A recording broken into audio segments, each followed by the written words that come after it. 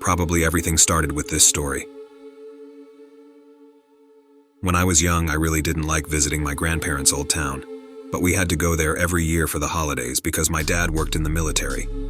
When I turned 16, my mom gave me the phone and my grandma said she was waiting for me with a birthday party ready. I immediately wanted to say no, but my dad already agreed that we would go the next day. I wasn't excited at all about the trip because I disliked the place. Whenever we visited, I felt like everyone was secretly watching me, and sometimes my grandparents' behavior seemed strange. When I was just 5 years old, I saw my grandpa drinking blood from a goat after sacrificing it. When he noticed me, he quickly pushed me back into the house. I told my parents about it, but no one seemed to care or pay attention to what I said. Since then, I've made sure to avoid spending too much time around my grandpa. During the visit, everyone warmly welcomed us, and my grandma had prepared a grand feast for my birthday. The celebrations began with her giving me lots of presents and singing a sweet birthday song while my grandpa played the piano. It was a nice gesture, but something felt off about the atmosphere. When it was time to cut the cake, suddenly the lights went out and the room was dimly lit by 16 candles. I couldn't shake the feeling of unease. Everyone gathered around me in a circle, wearing cone hats on their heads, and sang the happy birthday song again.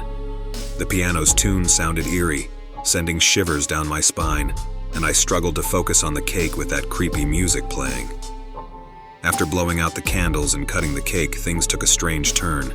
Everyone started moving in a circle around me, including my parents, and they began chanting words I couldn't understand in another language. Confused and concerned, I stood up to try to make sense of the situation, but before I could react, something hit my head, and a bright light appeared from the ceiling.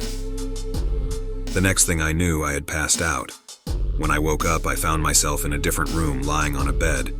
The events leading up to my fainting were a blur, and I couldn't comprehend what had just happened. Later, I mustered the courage to ask my mom about the strange events from the birthday celebration. She assured me that they were just praying, but it didn't feel like any prayer I had ever seen before. It seemed more like a ritual, and that made me even more uneasy. The following morning, as I woke up and went to my room, I found my aunt there, hanging a black mantle on the closet door. She explained that it was for me to wear that evening. The mantle was quite unique, with an inverted star embroidered in the middle. It gave me an odd feeling, and I couldn't shake the sense that there was something more to it than just an ordinary clothes. As the day went on, I couldn't help but wonder what the evening had in store for me, and what other peculiarities I might encounter in my grandparents' town. As the day turned into night, everyone was busy preparing for the festival. However, as I wandered around the field where the celebration would take place, I stumbled upon something bizarre and disturbing. My grandma and grandpa were placing a ram's head on a table at the center of the field, and blood was still dripping from it. The sight made me feel sick to my stomach, and I immediately felt the urge to leave. I mustered the courage to approach my mom and express my discomfort, asking if we could go home. But instead of understanding, she reacted angrily, slapping me hard and calling me an ungrateful person. She scolded me for not appreciating the efforts everyone had made for the festival, which to my surprise seemed to be arranged for me.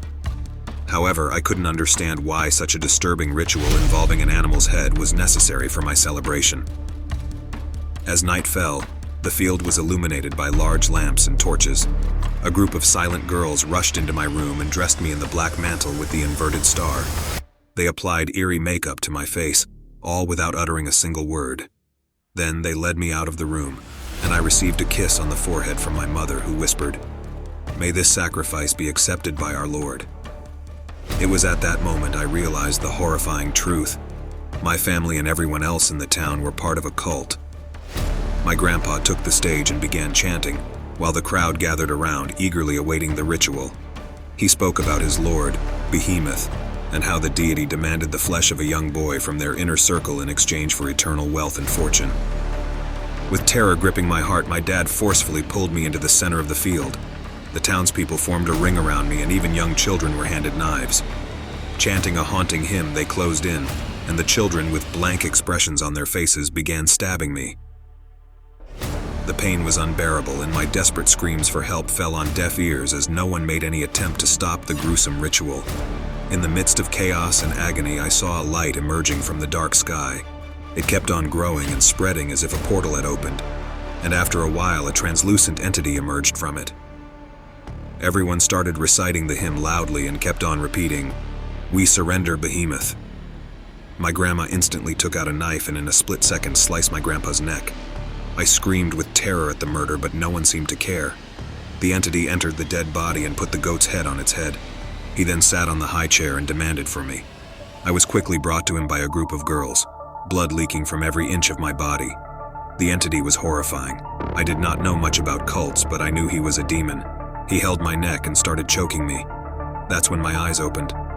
I was sweating and on my bed. Suddenly the door opened and my aunt came in with a black gown with a star embroidered on it. I screamed loud after seeing it, but without hesitation, I got out of bed and took my parents' car keys and started the car. My grandma and grandpa came running to stop me, but it was too late. I was going to go far away from these animals and report them. I sped as fast as I could, determined to reach the police station. It took me 2 hours of driving to finally arrive at the county's police station. The police gave no attention to me, so I had no choice but to run away. It's been many years since that haunting day, and although I sacrificed my life with my family, I don't miss them or want them to ever find me again.